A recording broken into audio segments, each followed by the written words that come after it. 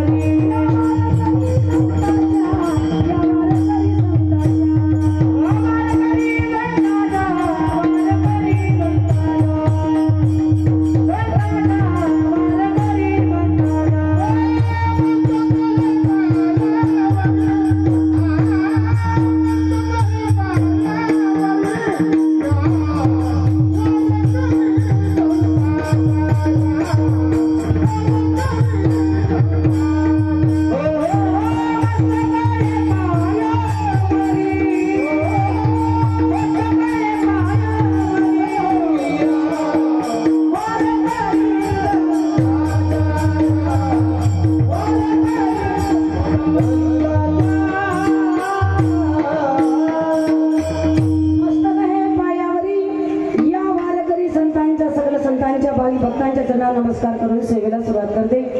जगद्गुरु तुकोराय अभंगाच्या माध्यमातून समस्त मानवी जीवाला सांगतात की बाबा रे, मी तुम्हाला एकच सांगत आहे, त्या भगवंताशी भजा, भगवंताचं भजन करा, नामचिंतन करा। जीवनामध्ये भजन नाही केलो तर बाकी कशालाच किंमत नाही। तुका म्हणे येथे भजन प्रमाण काय थोरपण जाळावे ते। जीवनामध्ये भजन असेल, परमार्थ नसेल, भगवंताचं नामचिंतन नसेल तर या देहाला कसल्याच प्रकारची किंमत नाही। म्हणून नाही तरी गेला जन्म वाया, भजन नाही केलं तर जन्म व्यर्थ जाऊ शकते। आणि एक भगवान परमात्म्याचं नामचिंतन सोडून आपण किती जरी बरोबरी करायला लागलात, धावपळ करायला लागलात, काही जरी केलात, एका भगवंताशिवाय ते सगळं व्यर्थ आहे। आणि देवाचं नामचिंतन करून संसारामध्ये जर तुम्ही धावपळ करायला लागलात तर देवापासून दूर जाल, आणि भगवंताच्या जर आपण भगवंतापासून जर दूर गेलो, देव झाला पाठी मोरा, नसती विघ्ने येती घरा। भगवान परमात्म्याचं नामस्मरण जर सोडलं तर जीवनात सुख मिळणार नाही, आणि या संसारामध्ये दुःखाशिवाय दुसरं काही नाही। म्हणून त्या भगवंताला आपलंसं करा, देवाला आपलंसं करण्यासाठी काहीच लागत नाही। बाबा रे, तुम्हाला जर माझं खरं वाटत नसेल तर मी पांडुरंगाची शपथ घेऊन सांगतो, देवाला फक्त भाव लागतो, भावाच्या व्यतिरिक्त दुसरं काही लागत नाही, असा अनमोल सल्ला अभंगाच्या माध्यमातून देतात। विठ्ठल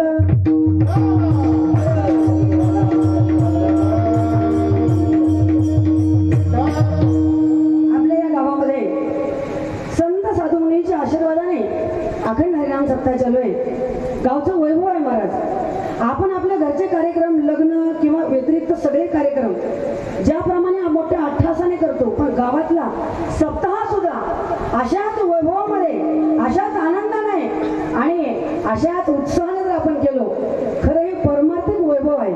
घरचा कार्यक्रम थाटामाटामध्ये कुणीही करतं, पण एक गावाचा कार्यक्रम, भगवान परमात्माचं या ठिकाणी सप्ताहाचा कार्यक्रम एवढ्या थाटामाटामध्ये आपण गावकरी मंडळी करतो. त्याबद्दल समस्त गावकऱ्यांचे, तरुण मित्रमंडळीचे, भाविक भक्तांचे तुमचं कौतुक करावं तेवढंच कमी आहे. म्हणून सर्वांसाठी तर जोरदार टाळ्या वाजवा. कारण का भाग्य लागतं महाराज. परमार्थामध्ये जो माणूस येतो, जो माणूस सप्ताहामध्ये जेवढं होईल तेवढं अन्नदान, श्रमदान, बरं का, जे काही आपण सेवा करतो ती सेवा करण्यासाठी तो भाग्य लागतं. भाग्याशिवाय या गोष्टी घडत नाहीत. भाग्य लागतं आणि भाग्यवान माणूसच इथे येऊन बसतो. बरं का, दुर्भाग्य लोक गावात सप्ताह चालू असताना सुद्धा घरी झोपतात. भाग्याशिवाय माणूस इथं येऊ शकत नाही. जन्मोजन्मी आम्ही बहु पुण्य केले, तेव्हा या विठ्ठले कृपा केली, बहुत सुकृताची जोडी, म्हणून विठ्ठली आवडी. आपण भाग्यवान आहोत म्हणून या ठिकाणी बसलो. बरं का, सपने तो सभी सजाते हैं, सपने तो सभी सजाते हैं, लेकिन टूट ही जाते हैं. इस धर्म मंडप में वही लोग आते हैं, उसे मेरे भगवान बुलाते हैं, उसे मेरे भगवान बुलाते हैं. भगवंताच्या कृपा आशीर्वादाशिवाय माणूस या ठिकाणी येऊ शकत नाही, बसू शकत नाही, सेवा घडू शकत नाही. म्हणून आपण सर्व भक्त भाग्यवान आहोत. भाग्याशिवाय या गोष्टी लाभत नाहीत. आणि म्हणूनच जीवनामध्ये आपण माणूस म्हणून जन्म आलो. प्रत्येकाच्या अंतःकरणामध्ये फक्त एकच तळमळ आहे की सुख पाहिजे, जीवनामध्ये सुख मिळालं पाहिजे. माणसाला सगळं काय आहे, पण नेमकं सुख लाभत नाही. सुख असा एक शब्द आहे महाराज की ते पैशाने मिळत नाही, ते बरं का दागिन्याने मिळत नाही, सोना नाण्याने मिळत नाही. ते असं सुख आहे की ती बंगल्यामध्ये मिळत नाही. ते सुख म्हणजे अशी एक वस्तू आहे की जीवनामध्ये ते सुख जर प्राप्त करायचं असेल तर त्या भगवान परमात्म्याला आपलंसं केलं पाहिजे, तरच जीवनामध्ये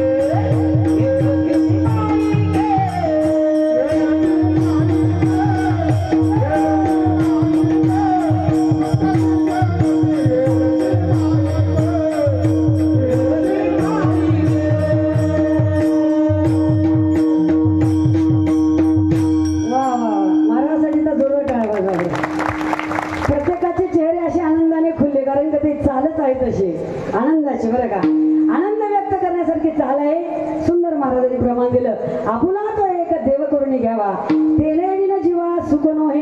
भगवंताला आपलंसं केल्याशिवाय जीवनात सुख मिळत नाही. आपला रस्ता चुकला, मार्ग चुकला. जिथं सुख आहे तिथं माणूस जात नाही, जिथं दुःख आहे तिथं गेल्याशिवाय मात्र राहत नाही. सुख लाभत नाही याचं महत्वाचं कारण म्हणजे भगवंताच्या नामाला आपण विसरलो. प्रत्येकाच्या घरामध्ये खायला, पियाला, लेवायला, नेसायला सगळं काय आहे. कुणाच्याच घरी काही कमी नाही. बरं का, पूर्वी भात खायचं म्हटलं तर पाहुण्याच्या पंक्तीलाच भात मिळायचा. बघा, खरं आहे ना काका? बरोबर आहे महाराज. जर चपाती खायचं म्हटलं तर पाहुणे आले तरच गव्हाचं पीठ मिळायचं. आता दररोज तेच आहे महाराज, कंटाळा आला खाऊन खाऊन. सगळं भरपूर स्टॉक माल आहे पण माणूस समाधान नाही. पूर्वी लोकांना खायला मिळत नव्हतं, खायसाठी लोक परेशान होते. आता खायला आहे पण माणूस समाधानी नाही. चेहरा पडका आहे, नाराजी आहे. पैसा सुद्धा प्रत्येकाकडे भरपूर आहे, कोणाचीही तिजोरी रिकामी नाही. पैसा आहे पण माणूस सुखी नाही. समाधान हरवलं, सुख हरवलं. पूर्वी महिला मंडळ, महिलांना एक तिथं 2 साड्या असायच्या. माय सकाळी जर कुठं कार्यक्रमाला जायचं असेल तर रात्रीला बाया साड्या धुवून स्वच्छ ठेवायच्या. एक तिथं 2 साड्या. आता साड्या किती झाल्या माय? एका एका बाईला कमीत कमी 100 तरी साडी असेल.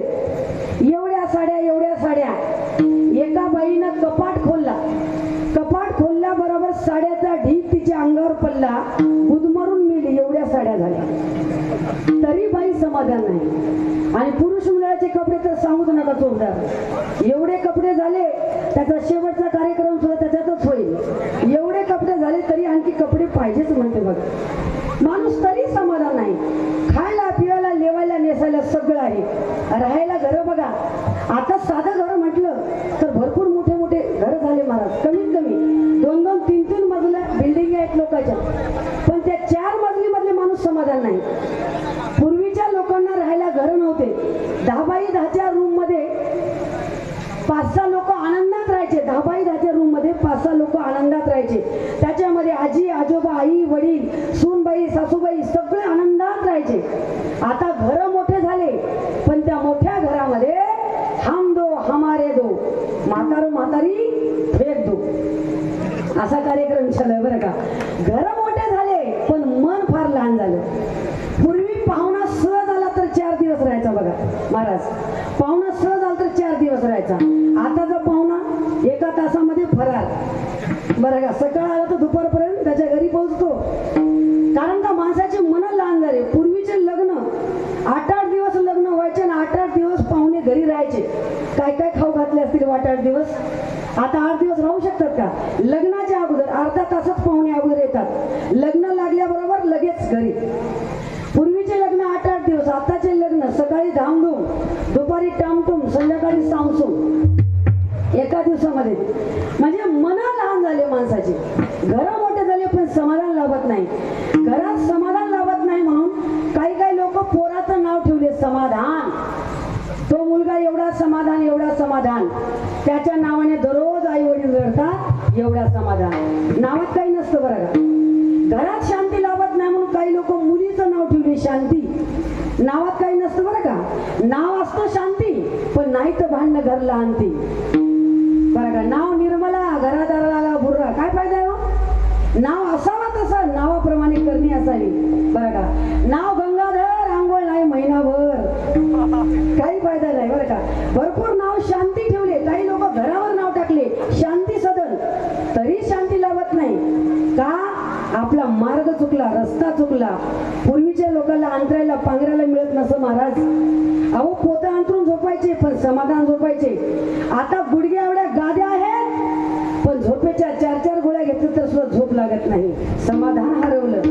पूर्वीचे लोक झोपडीत राहायचे पण आनंदात राहायचे. अहो धरतीवर पडायचे, आकाशाकडे पाहायचे, भगवान परमात्म्याचं नामचिंतन करायचे बरं का. किती आनंद होता बघा. धरणीवरी पडावे आकाश पांघरावे, धरणीवरी पडावे आकाश पांघरावे, प्रभु नाम नित्य गावे, प्रभु नाम नित्य गावे. या जो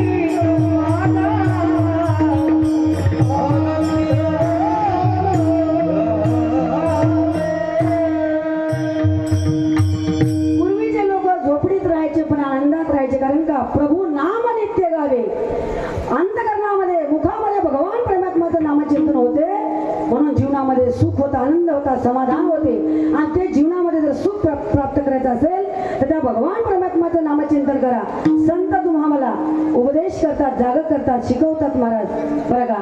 कारण का अधिकार आहे, सांगण्याचा अधिकार कुणाचा आहे? जो करतात त्यांना अधिकार आहे. जे लोक स्वतः पंगत घेतात त्यांना सांगण्याचा अधिकार आहे, पंगत घ्या. जे माणसं वर्गणी देतात त्यांना अधिकार आहे की बाबा वर्गणी द्या सत्यासाठी. स्वतः करतात त्यांना अधिकार आहे. तू बरोबर आहे, स्वतः नामचिंतन केले, सेवितो हा रस वाटितो आणि का यारे होऊ नका रानभरी बरं का. ज्यांनी स्वतः केला, अनुभव आले अंगा, ते या जगात यायचं जे स्वतः अनुभव घेतला भगवंताच्या नामाचा आणि इतर समाजाला सांगत सुटले. जे लोक स्वतः करत नाही त्यांना सांगण्याचा अधिकार नाही बरं का. गुटखा खाऊ नको असं सांगण्याचा अधिकार कोणाचा आहे? जो माणूस निर्व्यसनी आहे त्याला अधिकार आहे. दारू पिऊ नको म्हणून सांगण्याचा अधिकार कोणाचा आहे? जे माणसं घेत नाहीत त्यांना अधिकार आहे. नाहीतर अवघड कार्यक्रम होईल बरं का. एकदा काय झालं, एक मुलगा भर रस्त्यामध्ये उभा टाकून गुटखा खात होता आणि बाकीचे लोक बघले आणि म्हणू लागले, अरे काय तुझं एवढंसं वय आहे आणि एवढ्या लहानपणी तू गुटखा खातोस, तुला भीती वाटत नाही का कुणाची? तुला आई वडील काही म्हणत नाहीत का? तुला कोणी काही म्हणत नाहीत का? तो म्हणला, मी कोणालाच भीत नाही बरं का. अगदी लहान मुलगा, मी कोणालाच भीत नाही असं म्हणू लागला आणि भर रस्त्यावर गुटखा खाऊ लागला. असं बोलणं चालू असताना त्याचे वडील आले. वडील आल्याबरोबर तो मुलगा गुटखा खात होता, वडिलाला बघल्याबरोबर हात मागे घेतला. हात मागे घेतल्यावर बाकीचे लोक म्हणले, अरे का रे आताच म्हणलास तू मी कुणालाच भीत नाही, आता बाप आल्याबरोबर का हात मागे घेतलास? तो म्हणला, बापाला भिवून मी काय हात मागे घेतला नाही, म्हणला या गुटक्यामधला अर्धा गुटखा बाप काढून घेते म्हणून मागे धरलं. म्हणला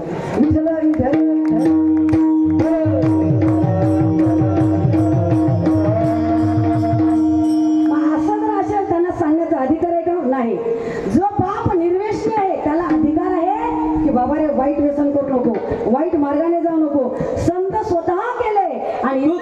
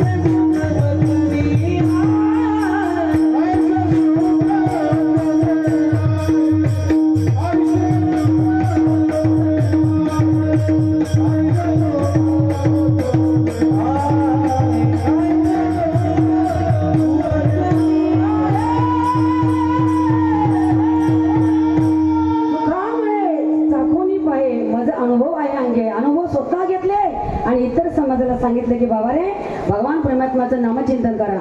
आणि मी सुद्धा इथे जमलेल्या सगळ्या माता पिता बंधू भगिनी सर्वांना हात जोडून नम्रतेची विनंती करते.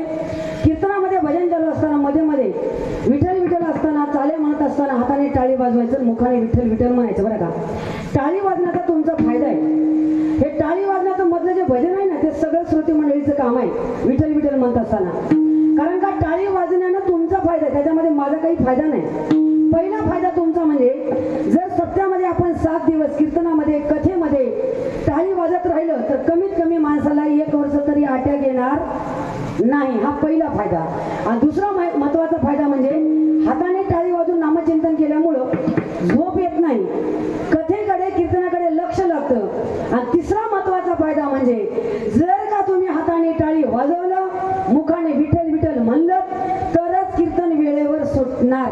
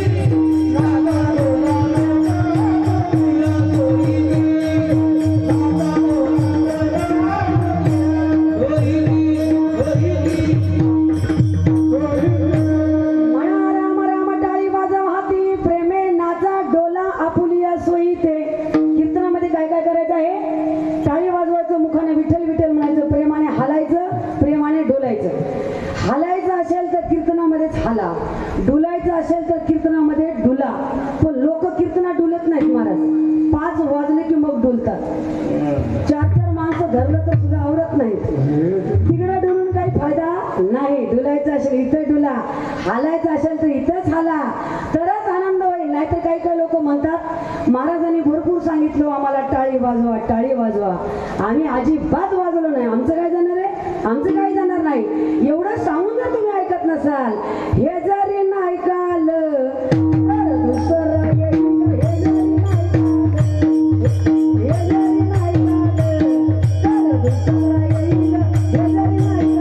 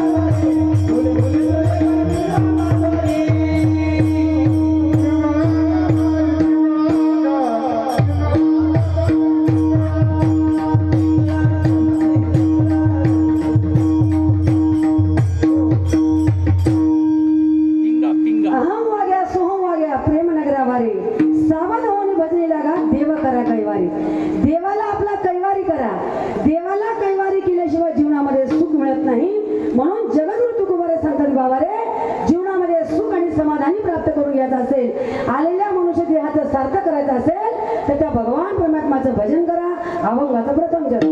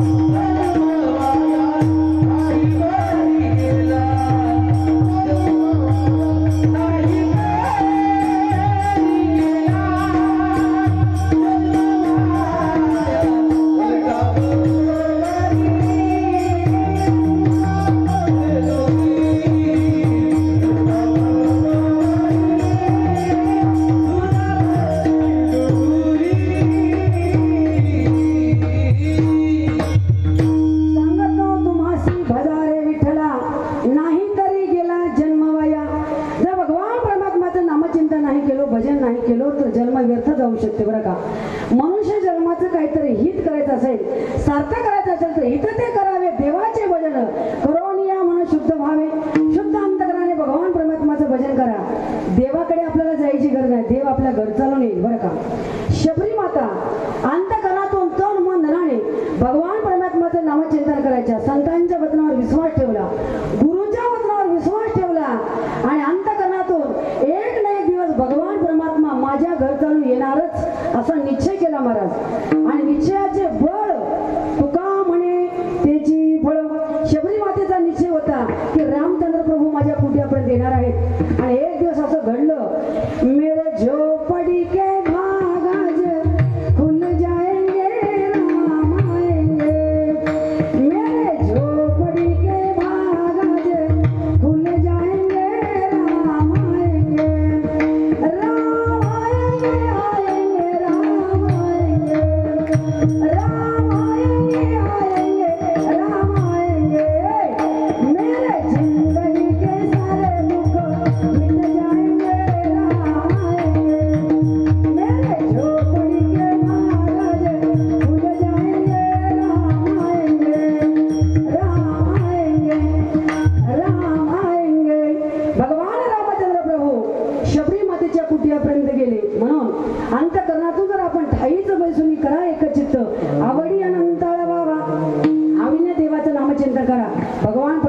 घर चालून येते.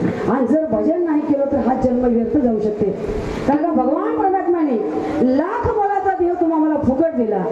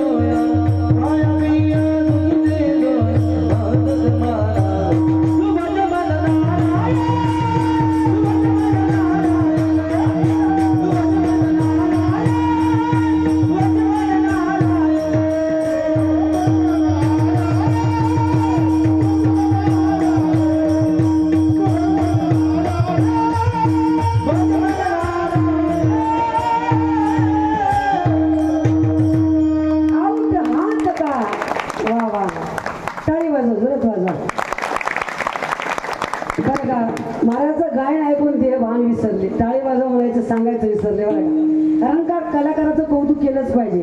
तुमचं तुम्ही साल नंबर 1 झाली का अशी टाळी वाजून त्यांना कौतुक करा, त्यांचं अभिनंदन करा बरं का. आऊट हात का मानव देह तुझा लहान दिया, खाया पिया सुख से सोया, नाहक जमाना खोया.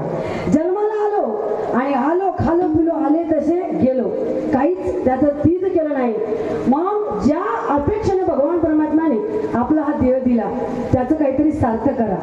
देवाला वाटलं माणूस बुद्धिमान आहे, 100% माझं भजन करेलच असं देवाला वाटलंही, पण घडलं दुसरं. देवाला काय वाटलं आणि काय घडलं एक उदाहरण आहे बरं का. एका घरामध्ये एक 60 वर्षाची आई राहत होती, तिचा मुलगा राहत होता बरं का. मग ती आई मुलांना म्हणू लागली, पप्या आता माझं वय झालं बेटा, माझ्याने काही काम होत नाही, तू काय कर, तू लग्न कर, एक सुनबाई घरी घेऊन ये. सुनबाई कशाला असते माय? महिला मंडळ ऐक ना तुम्हाला सुना.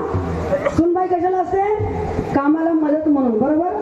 मग ती आई म्हणू लागली, पप्या लग्न कर, सुनबाई घरामध्ये आण. सुनबाई म्हटलं की काम करायचं स्पेशल मशीनच आहे असं सासूबाईला वाटतं, पण तसं घडत नाही मग हल्लीच्या काळामध्ये बरं का. आता अवघड कार्यक्रम आहे. पूर्वी सुना देवाकडे विनंती करायच्या, देव बाप्पा मला सासूबाई चांगली मिळू दे. पण आताच्या सासात देवाकडे विनंती करतात, देव बाप्पा मला सुनबाई चांगली मिळू दे. आणि ज्यांना ज्यांना सुनबाई चांगली संस्कारी मिळाली ते भाग्यवान आहेत म्हणून समजा. भाग्य लागतं बरं का, असं वातावरण चालू आहे. ती आई सारखं म्हणायची, पप्प्या लग्न कर, सुनबाई घरी घेऊन ये, लग्न कर, सुनबाई घरी घेऊन ये. मग पप्प्याचं लग्न झालं, सुनबाई घरामध्ये आली. आता नवीन नवीन नवरी घरी आल्यावर आपण तिला लगेच काम लावतो का माय? कमीत कमी 15 दिवस 1 महिना नवीन नवरीला कुणी काम सांगत नाही. मग याही नवरीला कुणी काम सांगले नाही. ती नवीन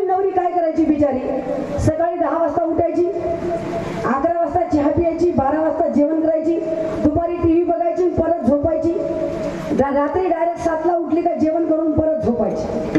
असं करता करता 1 महिना झाला, 2 महिने झाले, 3 महिने झाले, तरी काही सुनबाई कामाला हातच लावत नव्हती बरं का. सासूबाईला प्रश्न पडला, काहीतरी कामाला मदत होईल म्हणून मी माझ्या मुलाचं लग्न केलं, पण ही बया काही कामाला हातच लावत नाही, आता काय करावं. त्याचं रोजचं तेच होतं. सकाळी 10 वाजता उठायची, 11 वाजता चहा प्यायची, 12 वाजता जेवण करायची, दुपारी सिरियल बघली का, झोपली का डायरेक्ट 7ला उठली का सासूबाईला म्हणायची, ओ आई खायला काही आहे का, खा बाई खा. मस्तपैकी जेवण करायची, परत झोपी जायची. असं करता करता 6 महिने गेले. सासूबाईला प्रश्न पडला. सासूबाईनं मुलाला जवळ बोलावून घेतलं आणि सांगितलं, पप्प्या काहीतरी कामाला मदत होईल म्हणून मी तुझं लग्न केलं बेटा, पण तुझी बायको काही कामाला हातच लावत नाही. तो मुलगा म्हणला, आई तू सांग ना तुझ्या सुनबाईला काम. तेव्हा सासूबाई म्हणली, बापू आजकालच्या पोरीला कामं सांगायचे दिवस राहिले नाही, अवघड परिस्थिती आहे. कारण का एक तर सध्या पोराला लग्न करण्यासाठी पोरीच मिळत नाही. फार गंभीर प्रश्न आहे बरं का. पोरं लग्नासाठी तयार आहेत, पण मुलीच नवरीच मिळत नाही. परवा तर नवरदेवाला मोर्चाच करावा लागला बरं का. नवरदेवाचा विराट मोर्चा, असा भयानक मोर्चा होता महाराज. आणि त्या मोर्चामधला प्रत्येक नवरदेवाचं वय होतं 45 वर्ष. असे नवरदेव कपाळाला भाशिंग बांधून, मळवट भरून, सूट बूट फेटा बांधून घोड्यावर त्यांची वरात निघाली. आणि ती मोर्चा कुणाकडे होता, भारत सरकारकडे. कशासाठी, आरक्षणासाठी नाही बरं का. आम्हाला बायका पाहिजे. आता सरकार यांना कुठून बायका आणून दिलो का, कंपनी आहे का कुठं, अजिबात नाही. अवघड प्रश्न आहे. असा विराट मोर्चा निघाला. मग आता मला सांगा, काही जरी केलं तर यांना नवऱ्या मिळणं अवघड आहे की नाही. वातावरण फार वाईट आहे. पोरी मिळतात कुणाला, जो मुलगा निर्व्यसनी आहे बरं का, जो वारकरी संप्रदायाचा पाईक आहे, ज्याच्या गळ्यामध्ये पवित्र तुळशीची माळ आहे, जो गायक आहे, जो वादक आहे. तुमचं झालं का महाराज, होते बरं का, झालं नसलं टेन्शन नाही. जो गायक आहे, जो वादक आहे, ज्याच्या गळ्यात पवित्र तुळशीची माळ आहे, जो निर्व्यसनी आहे, अशांचे 100% लग्न होतात. काही टेन्शन घेऊ नका तरुण बांधवांनो. म्हणजे बाकीचे राहिले गुटखा खाणारे, वाईट व्यसन करणारे, इकडे तिकडे भटकणारे, त्यांचं मात्र या जन्मात शक्य नाही बरं का. नाहीतर मग मामाची पोरगी असावी लागते. जर मामाची पोरगी असेल तर मामाला म्हणता येते, मामा पैसा नको, हुंडा नको, देणं नको, घेणं नको, फक्त पोरगी द्या मला, असं मामाला म्हणता येते. आणि जर मामालाच पोरगी नसली तर आता अवघड कार्यक्रम आहे. पूर्वी भाच्याला पोरगी बघायसाठी मामा सोबत जायचा, आता मामालाच पोरगी बघाय भाचा सोबत जातो. एवढा गंभीर प्रश्न आहे बरं का. नाहीतर बाकीचे तरुण मुलं टेन्शन घेते. तुम्ही परेशान होऊ नका. तुम्हाला एक मंत्र सांगते, तुमचं 1 महिन्याच्या आत लग्न होईल. तुम्ही एक मंत्र लक्षात घ्या, व्यसनापासून दूर राहा. व्यसनी मुलाची संगत करू नका, वाईट व्यसन करू नका. गळ्यामध्ये पवित्र तुळशीची माळ घाला, वारकरी संप्रदायाचा पाईक बना. तुमचं 1 महिन्याच्या आत लग्न होईल. नाही झालं तर माझा नंबर लिहून घ्या, विठ्ठल विठ्ठल.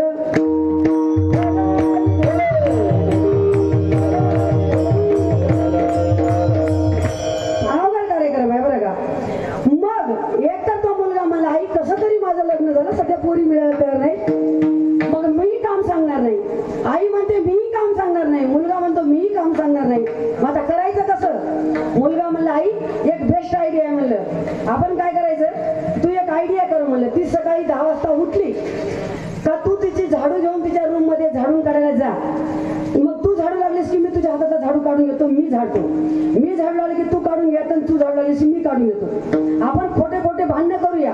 आपल्या दोघांचे भांडणं बघून तिला लाज वाटेल. ती म्हणेल तुम्ही दोघं कशाला भांडता, मी झाडते इकडे आला. लागली ना कामाला. वा बेस्ट आयडिया, ठरलं. सकाळचे 10 वाजले, सुनबाईचा दरवाजा उघडला. मग सासूबाई झाडू घेऊन तिच्या रूम मध्ये आल्या आणि तिची रूम झाडून काढू लागल्या. झाडत असताना मुलगा पळत पळत आला आणि म्हणते, अगं आई तुझं वय आहे का आता काम करायचं, आण ते झाडू, मी झाडतो. मुलगा झाडू लागला. मुलगा झाडू लागला की आई म्हणते, पप्प्या घरामध्ये 2-2 बाया माणसं असताना तुला गडी माणसाला झाडा शोभते का रे, आण बाबा कस तर मी झाडते उठत बटत. आई झाडू काढून घेतली. आई झाडू लागली की मुलगा काढून घेऊ लागला. मुलगा झालं की आई झाडू काढून घेऊ लागली. दोघं त्या झाडूला धर वड करतात. तेवढ्यात त्या महाराणीला जाग आली. जाग आल्यावरती म्हणते, काय लावला तो सकाळी सकाळी रामपाऱ्यात. आता 10 वाजता रामपारा असते होय माय, काय सकाळी एवढ्या झाडला धरवड करायची काय गरज आहे? मी सांगते ऐका म्हणली, आज एकानं झाडा आणि उद्या एकानं झाडा. विठ्ठल विठ्ठल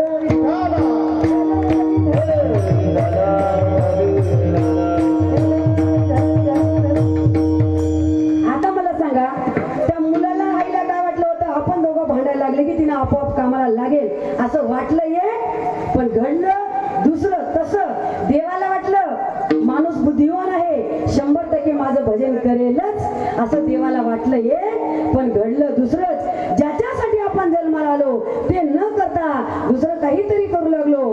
काय काय करू लागलो? क्या किया क्या किया क्या किया रे, तूने जीवन गमा दिया, तूने जीवन गमा दिया, क्या किया रे, जिसे पाना था उसको दो रे, जिसे पाना था उसको दो दिया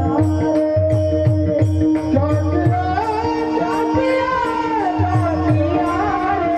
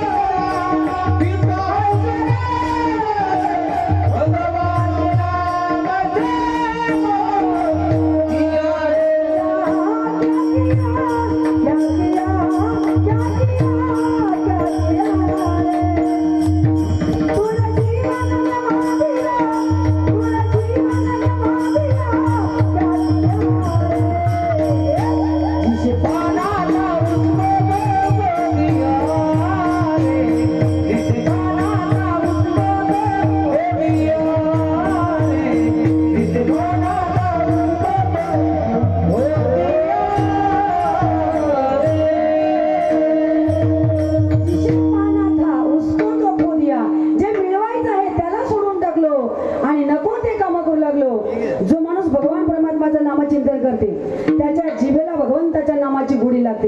देवाचं नाव अमृतापेक्षा गोड आहे. अमृता हुनी गोड नाम तुझे देवा, मन माझे केशवा गावाने घे. अमृतासारखं नामाची गोडी आहे.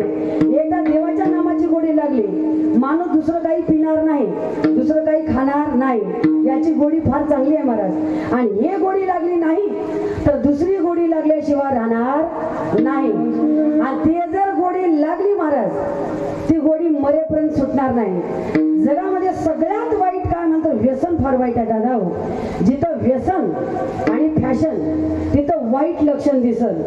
गुटखा खाल्लं तर तोंड फुटल, दारू पिलं तर लिव्हर फुटल, आणि कीर्तनामध्ये आलं तर 7 जन्माचं बंधन तुटल. पण लोक इकडे येत नाही, जाऊ नये तिकडे जातात, खाऊ नये ते खातात, पिऊ नये ते पितात, आणि लेझिम खेळत घरला येतात. काही काही लोक लेझिम खेळत का होईना घरला येतात, पण काही काही लोकांचा मुकाम तिकडच असते बरं का. काही काही बायकांना गॅरंटी नसते की आज आपले मालक घरी येतील म्हणायची, एवढी वाईट अवस्था आहे म्हणे. बरोबर आहे का नाही महिला मंडळ? परवा हळदी कुंकाचा कार्यक्रम होता. मी एका बाईला म्हणलं, बाई तुमच्या मालकाचं नाव घ्या.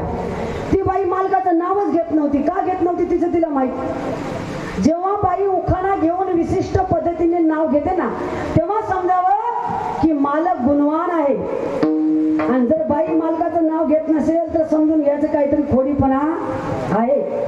बाई नावच घेत नव्हती. मी ताई लग्नात नाव घेतले तेव्हापासून नावच घेतले नाही म्हणे. मी म्हणलं बाई बाकीचं नाव दे, आज तुला नाव घ्यावंच लागेल. ते म्हणले ठीक आहे बाई, तुम्ही आता व कीर्तनकर बाई हा म्हणून नाव घेते म्हणले. ऐका म्हणले काय नाव घेते बघा. पांढऱ्या पांढऱ्या बगड्याचे वाकडे वाकडे पाय, पांढऱ्या पांढऱ्या बगड्याचे वाकडे वाकडे पाय, शामराव अजून घरला आले नाहीत, कुठं नालीत पडले की काय. स्वतःच्या पत्नीचा विश्वास नसावा, एवढं वाईट जीवन जगण्याचा अर्थच नाही बरं का. म्हणून दादा वाईट व्यसन करू नका.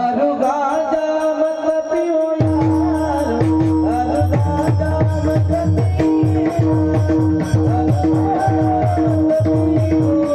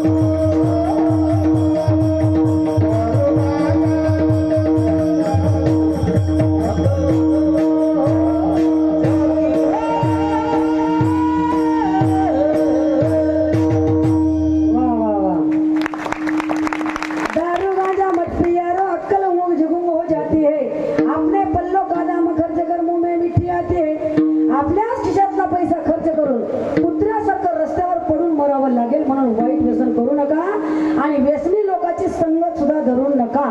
कारण काही व्यसनी लोकांना कधीच चांगल्या माणसाला बोल देत नाहीत बघा. एक दारुड्या 100 टाळकरला बोल देत नाही. तो म्हणतो हिंमत असेल तर पिऊन दाखवा. यांच्या कुणी नादी लागायचं अवघड कार्यक्रम आहे बरं का. बिड्यावाले तर लई चाप्टर, बिड्यावाले कधीच कोणाला बोल देत नाहीत बरं का.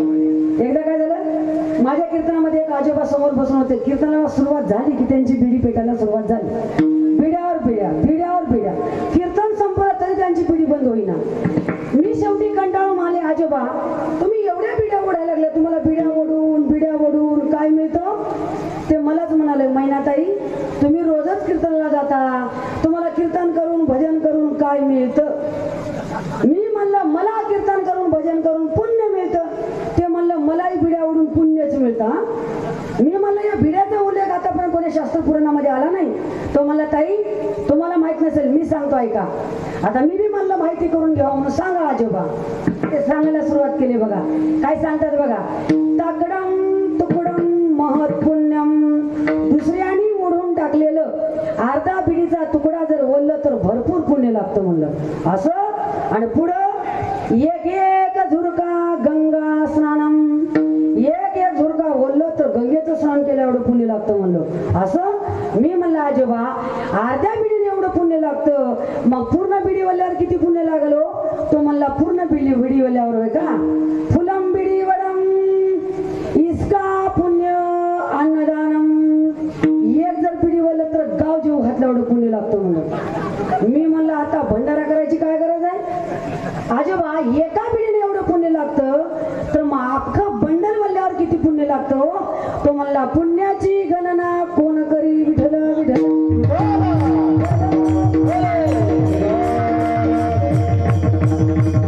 हे असे व्यसनी लोक आपलंच खरं करतील शेवटी, पण हार मानणार नाही. म्हणून अशाची संगत करायचं नाही. अहो वाईट व्यसन करून आपल्याला काय मिळतं? काहीच मिळणार नाही. जाम पर जाम पीने से क्या फायदा, जाम पर जाम पीने से क्या फायदा, रात को पियोगे तो सुबह तक उतर जाएगी, लेकिन एक बार हरि नाम का प्याला तो पी के देख, तेरी जिंदगी सवर जाएगी, तेरी जिंदगी सवर जाएगी. एकदा भगवंताचं नामचिंतन करून बघा, तुमच्या आयुष्याचं सोनं झाल्याशिवाय राहणार नाही. आणि ज्या भक्तांनी भगवान परमात्माचं नामचिंतन केलं त्याच्या आयुष्याचं सोनं झालं बरं का. कोण कोण नाम घेतले? नाम तुझे रे, नाम तुझे रे, नाम तुझे रे, नारायणा. नाम तुझे रे, नाम तुझे रे, नाम तुझे रे, नारायणा.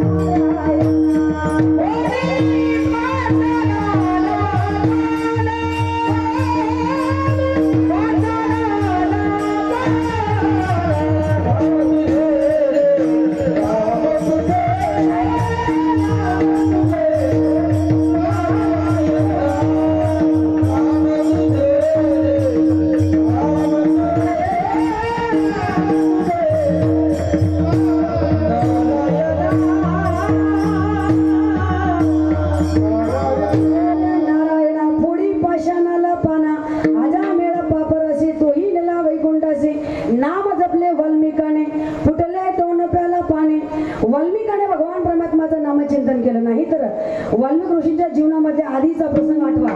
कावस्था होती बघा. वाटेने घ्यायचं, मारायचं आणि त्याचं जे काही धान्य आहे, जे काही पैसा आहे, ते सर्व काढून घ्यायचं. पाप वाढलं. आणि जेव्हा एखादा माणूस पाप करत असेल तेव्हा संताला ते सहन होत नाही. संत स्वतःहून येतात आणि स्वतःहून नारद महर्षी आले. नारद महर्षीला बघितल्याबरोबर तो वाल्या कोळी धावतच नारद मुनीच्या अंगावर गेला. नारद मुनी घाबरले नाही. का घाबरतात संत? बरं का, त्यांचं कार्यच असते जगाच्या कल्याणात संतांचे होते. देह कष्टविधी परोपकारे.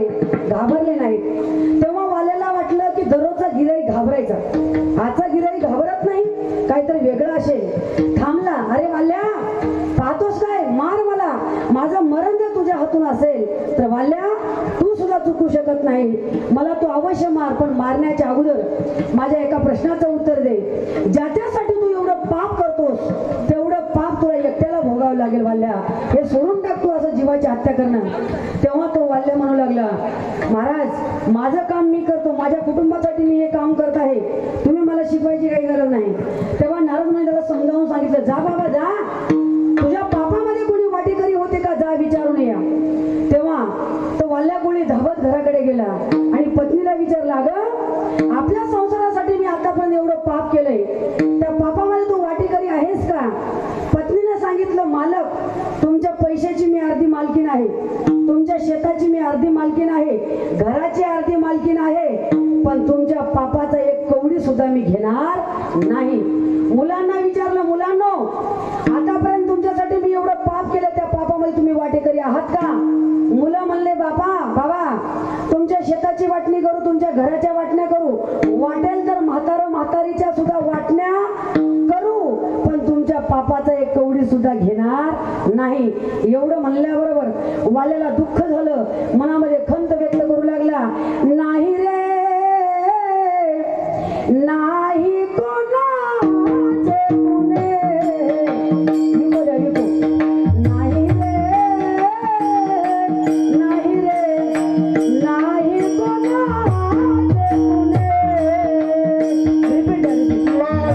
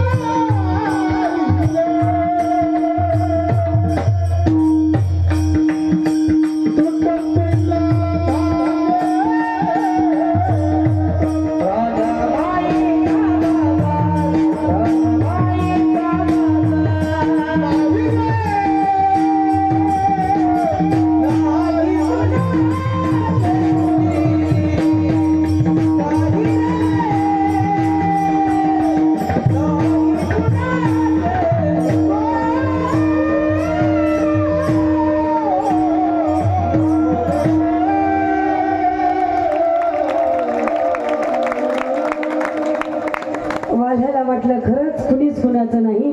धावत गेला नारद मुनीच्या चरणावर साष्टांग नमस्कार केला. महाराज आता झालेलं झालं, आता इथून सावध होण्यासाठी काही उपाय आहेत का? तेव्हा नारद महर्षी म्हणतात, अरे वाल्या घाबरू नको, भगवान परमात्म्याच्या नामामध्ये एवढं सामर्थ्य आहे, तृण अग्नी मिळेल समरस्य झाले. तैसे नामे केले जपता हरी, एका क्षणामध्ये किती जरी तुझ्याकडून पाप झालं असेल तर ते पाप नाहीस करण्याचं सामर्थ्य त्या भगवान परमात्म्याचं नामचिंतनामध्ये आहे. घेता नाम विठोबाचे पर्वत जळतील पापाचे. तू एकदा रामनामाचा जप कर आणि एकदा रामनामाचा जप केला, रामनाम शब्दाचा उच्चार ज्या क्षणी झाला त्या क्षणी सर्व पाप नाहीस झालं. वाल्याचा वाल्मिक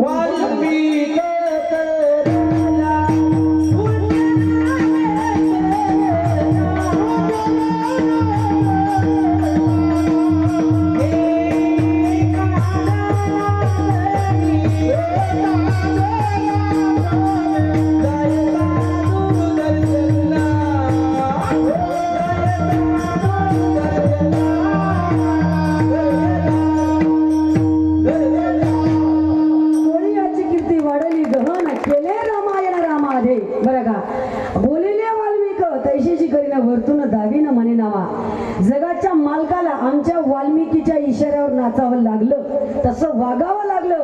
एवढं सामर्थ्य त्या वाल्मिक ऋषींच्या अंगामध्ये, तेजपुंज अवतार.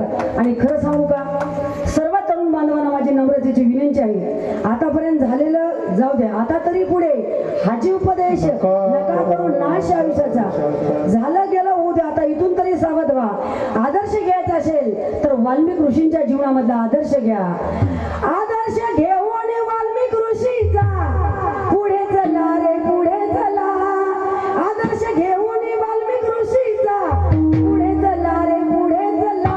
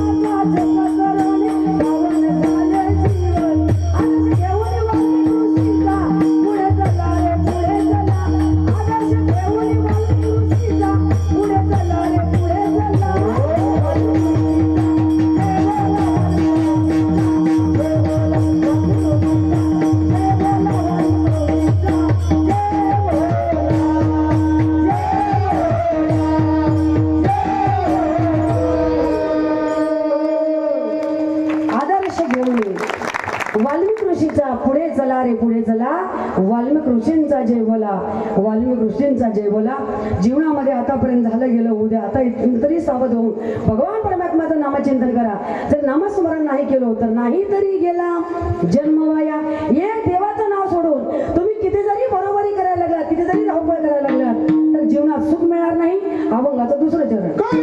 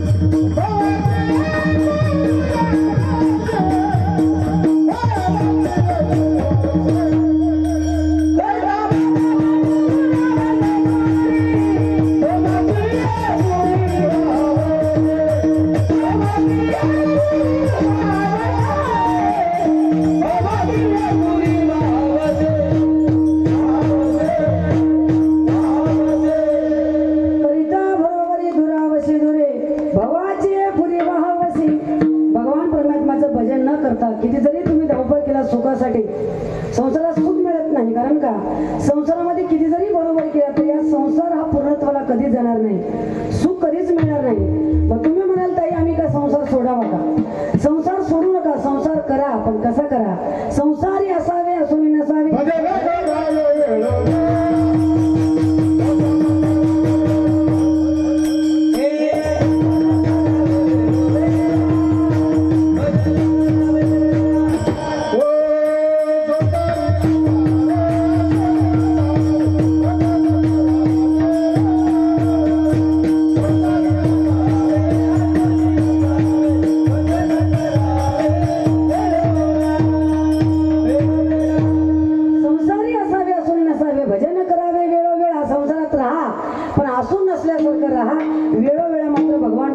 नामचिंतन करा, नाहीतर या संसारानं आतापर्यंत कुणालाही सुखी केलं नाही. आणि कारण का नाही आधी अंती अवसानी, याच्यामध्ये सुख नाही. दिसायला संसार सुखाचा आहे पण हसायला नाही. संसारात सुख नाही म्हणून तर एका कवीनं कवितेमध्ये सांगितलं बघा, अरे संसार संसार जसा तवा चुलीवर, आधी हाताले चटके तेव्हा मिळाते भाकर. अरे संसार संसार जसं कपाशीच घर, पशी पशी आरामशीर कप फिरल्या गर गर. किती जरी गर गर गर गर गर गर फिरलं तरी या संसारामध्ये सुख नाही. संसारामध्ये सुख नाही म्हणूनच लग्नाच्या दिवशीच ब्राह्मण बुवा प्रत्येक नवरदेवाला सावध करतात, सावधान सावधान. पण सावधान शब्दाचा अर्थ आताच्या नवरदेवाला कळतच नाही हो. सावधान शब्दाचा अर्थ फक्त एकाच नवरदेवाला कळाला, पुण्या रामदास स्वामीला. सावधान म्हटल्यावर रामदास स्वामी जे भोवल्याहून पळाले, पुन्हा मंडपात आले नाही. आताचे नवरदेव खाली माना घालतात, मस्त ऐकतात. ते ब्राह्मण बुवा सांगत असतात, सावधान आता सावधान सावधान समयो साधा समीप असे. बस आपण जर जास्त मंगळाष्टक म्हणायला गेलो, इथं कोणी पोरं लग्नाचे असतील बिचारे, त्यांच्या पोटात थंडी वाजायची. कारण का लग्नाच्या अगोदर, लग्न म्हणजे काय राहते की काय नाही, एकदा भाजलं की मग कळतं. लग्न झाल्या दुसऱ्या दिवशी चालू होतं, क्रीम संपली आणा, टिकल्या संपल्या आणा, बटणं संपल्या आणा, पावडर संपल्या आणा. आणा आणा करण्यामध्ये माणूस केव्हा काना होऊन जाईल ते काही सांगता येत नाही. असा हा आपला संसार आहे. म्हणून या संसारामध्ये गुंतून राहू नका बरं का. संसार करावा, पक्षी अंगणी उतरती ते का गुंतून या राहती, तैसे असावे संसारी जोरी प्राचीनाची दोरी. संसार करा पण संसारामध्ये गुंतून राहू नका. भगवान परमात्माचं नामचिंतन करून आपुली आपण करा सोडवणं. संसार बंधन तोडावे गी, हे बंधन प्रत्येकाच्या पाठीमागे लागलेलं आहे. बंधन तोडायचं असेल तर सर्वांनी एका तन मन धनाने त्या भगवान परमात्माचं भजन करा. भजन करण्यासाठी सर्वांनी आपले दोन्ही हात वर करा, प्रेमाने भजन. वा एका तालामध्ये भजन करायचं बरं का. तू लेल हरी का नाम विठ्ठल पांडुरंगा, तू लेल हरी का नाम विठ्ठल पांडुरंगा. जय हो लेल हरी का नाम विठ्ठल पांडुरंगा, जय हो लेल हरी का नाम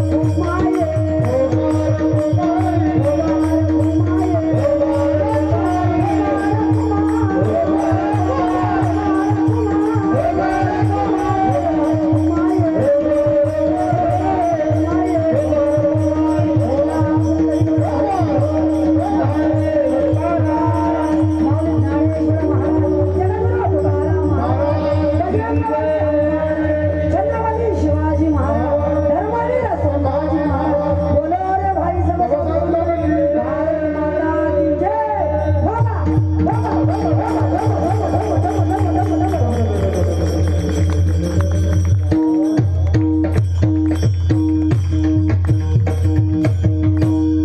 वाह सर्वांनी अगदी अंतकरणातून भजन केलं सर्वांचं अभिनंदन सर्वांचं कौतुक बरं का कारण का एका तालामध्ये महिलांनी सुद्धा सुंदर टाळ्या वाजल्या नामचिंतन केलं बरं का एका गावामध्ये मी सगळ्या महिलांना सांगितलं बाई हातवर करा भजन करा हातवर करा भजन करा एक बाई टाळी वाजत नव्हती आणि देवाचं नावही घेत नव्हती मी म्हणलं बाई तुला काय झालं तू टाळी का वाजत नाही ती म्हणली बाई एवढ्या माणसाच्या जगात कसं नाव घेऊ आमच्या यांचं नाव विठ्ठल आहे मी म्हणलं बाई तुझ्या मालकाचं नाव घेऊ नको जगाच्या मालकाचं नाव घे सर्वांनी महिलांनी सुद्धा अगदी तन मन धनाने भजन केलं सर्वांना मनापासून अभिनंदन सर्वांचं या ठिकाणी शब्द सुमनाने सर्वांचं होईल तेवढं कौतुक कारण का सर्वांसाठी तर जोरदार टाळ्या वाजवा कारण का तुमचा परमार्थ आमच्या कर्णातून आहे तन मन धनाने भावनेनं आहे म्हणून सर्वांनी चांगल्या प्रकारे भजन केलं सांगतो तुम्हासी भजारे विठ्ठला नाही तरी गेला जन्मवाया करिता बरोबरी दुरावशी दुरे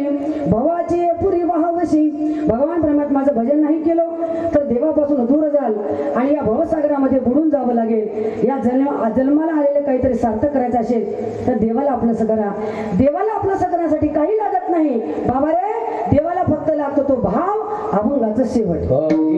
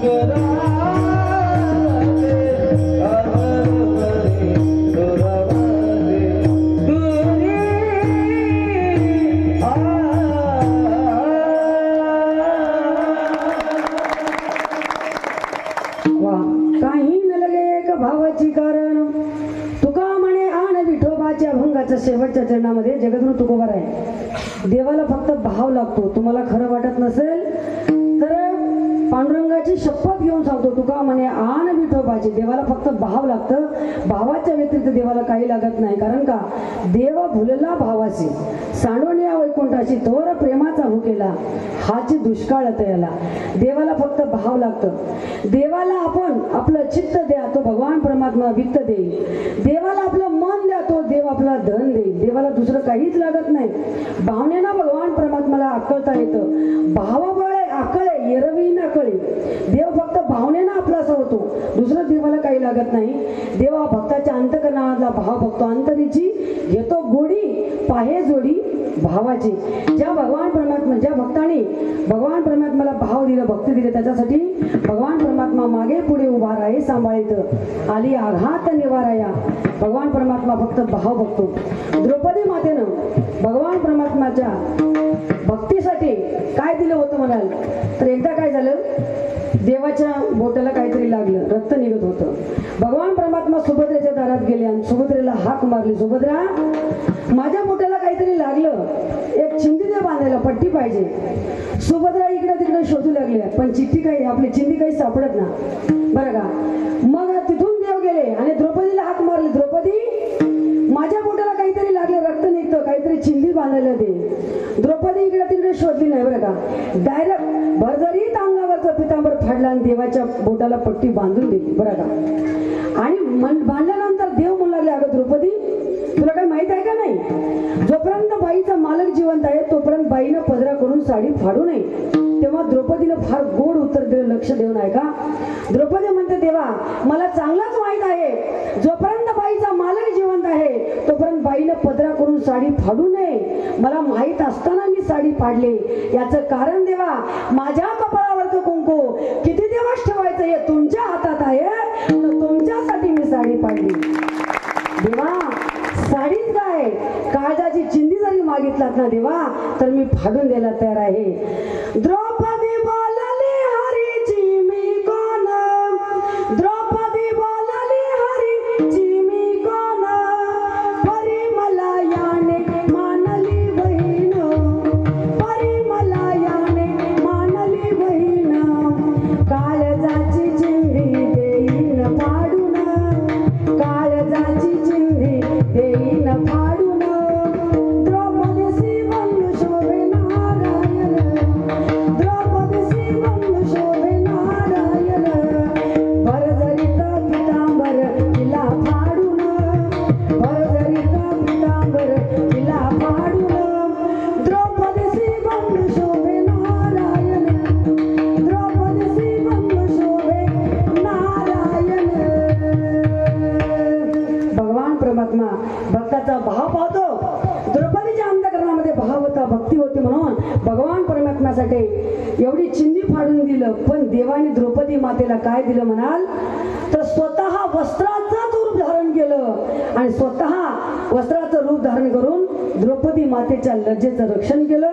असा हा भगवान परमात्मा आपल्या भक्ताच्या मागे पुढे उभा राहून सांभाळ करत असतो. आतापर्यंत ज्या ज्या भक्ताने देवाचं नामचिंतन केले, जे भक्त शरण गेले, त्या भक्तासाठी भगवान परमात्मा स्वतः या ठिकाणी अनंत अवतार घेऊन त्या भक्ताचं रक्षण केलं. म्हणून भगवान परमात्म्याची शरणागती करा, भगवान परमात्म्याचं भजन करा. भगवंताच्या भजनाबरोबरच आपण माणूस म्हणून जन्माला आलो. माणसाचा खरा धर्म आहे, खरा तो एकची धर्म, जगाला प्रेम अर्पावे, कुणांना व्यर्थ शिनवावे, कुणांना व्यर्थ हिनवावे, समस्त बंधू मानावे, जगाला प्रेम अर्पावे. होईल तेवढं चांगलं काम करा. या हाताने कुणाचं चांगलं करता आलं तर करा, किमान त्याचं वाईट तरी करू नका.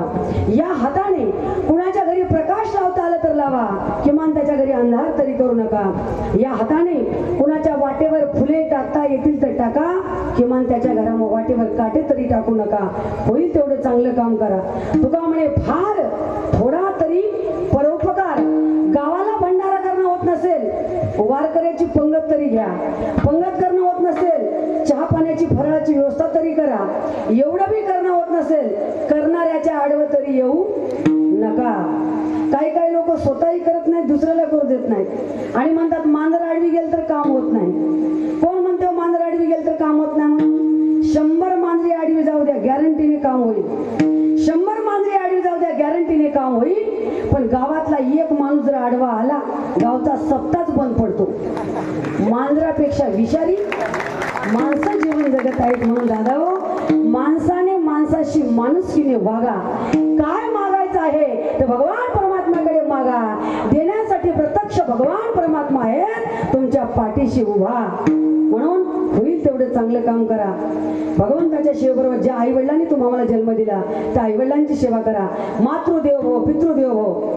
आई वडिलांची सेवा म्हणजे एक प्रकारची भगवंताची सेवा आहे. पुंडलिकरायाने काय केलं? आई वडिलांची सेवा केले. जगाच्या मालकाला विठेवर समान पाय ठेवून उभा टाकायला लावले आणि देवाकडे वरदान मागितलं. देवा मूळ पापी जैसे तैसे उतरी कासे लावणे. देवा जो कोणी तुमच्या दर्शनाला येईल त्याचं दर्शन हेळा मात्र तय होय मुक्ती, मुक्ती प्रदान करून दे असं वर पुंडलिकरायाने मागितलं. कुणाच्या बळावर? आई वडिलांच्या सेवेच्या बळावर.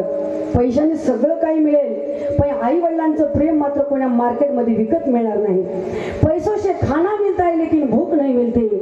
पैसों से बिस्तर मिलता है लेकिन नींद नहीं मिलती. पैसों से बंगला गाड़ी सब कुछ मिलता है भाइयों लेकिन माँ बाप नहीं मिलते, माँ बाप नहीं मिलते. म्हणून आई वडिलांची सेवा करा. आईसारखं प्रेमळ दळवत दुसरं कोणतं नाही महाराज बरं का.